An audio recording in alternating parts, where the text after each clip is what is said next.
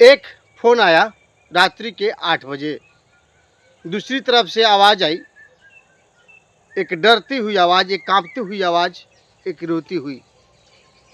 पापा, मुझे ज़हर दे दिया गया है। अब मैं इस दुनिया को छोड़ कर के जा रही हूँ। सोचिए एक बाप पर क्या बीती होगी यह सुनकर, जब एक बेटी उसके मोबाइल पर फ़ोन करती है और कहती है कि पापा, मुझे ज़हर दे दिया गया है और मैं इस दुनिया को छोड़ के जा रही हूँ, मैं नहीं बचूंगी। ये कोई फिल्म की कहानी नहीं है, न कोई ये शायर व शायरी है। ये कहानी है एक ललिता कुमारी की।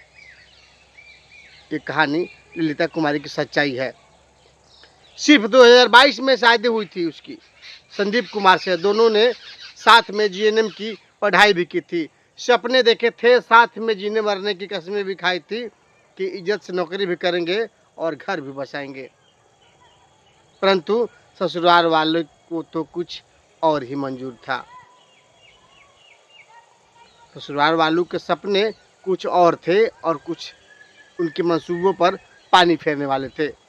15 लाख कैश और एक स्कॉर्पियो गाड़ी, यह आरोप है उनके लड़की के मायके वालों का कि ससुराल वालों ने ये मांग की थी, ये मांग रहे थे पैसे और स्कॉर्पियो यानी कि दहेज, जिसको कि लेकर के समाज में कई भ्रांतियां हैं कि दहेज लेना और देना पाप है, लेकिन फिर भी मांगी जा रही थी। 1 साल की मासूम बच्ची की मां को जहर दे दिया गया है। ललिता ने मरने से पहले अपने पापा को फ़ोन किया, बताया कि उसके साथ क्या हुआ है। ससुराल वालों ने उसके साथ किस तरह से उसको प्रताड़ित किया है, दहेज के लिए उसको मांगा है, दहेज मांगा है, उसको विवश किया है और दहेज नहीं देने पर उसको जहर दिया गया है। अब वह मरने वाली है। बाप भागा भागा मुंगेर सदर अस्पताल पहुंचता है अपने परिजनों के साथ।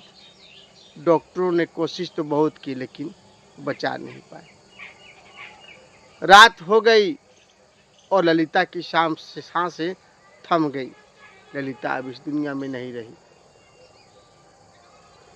साफियाबाद थाना क्षेत्र की यह घटना है जो कि मानवता को शर्मसार करती है। एक समाज को झकझोर देने वाली यह घटना होती है। अब उस 1 साल की बच्ची का क्या होगा जिसने अभी ठीक से माँ बोलना भी नहीं सीखा। उसको पता भी नहीं है कि दहेज क्या होता है, मायका क्या होता है, ससुराल क्या होता है। उसके सिर से माँ का साया उठ गया, अब हमेशा हमेशा के लिए।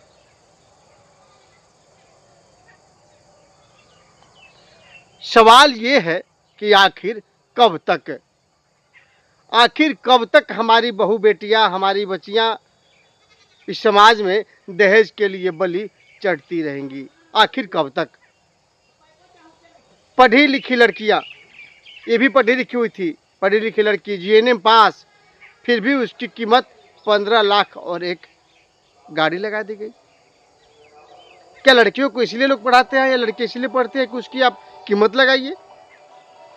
पुलिस जांच कर रही है, पोस्टमार्टम रिपोर्ट आएगी, कार्रवाई होगी, कोई जेल जाएगा, कोई फांसी पर जाएगा, कोई सलाखों के पीछे जाएगा, किसी को बेल होगी। परंतु क्या इस घटना के बाद या इस कार्रवाई के बाद ऐसी ललिता कई कहानियों में मौजूद है, सच्चाई की कहानियाँ, तो क्या ये ललिता वापस आ जाएगी? क्या उस बच्ची की माँ मिल जाएगी? दहेज लेना और दहेज देना दोनों ही जुर्म है। समाज में इसका कोई जगह नहीं है।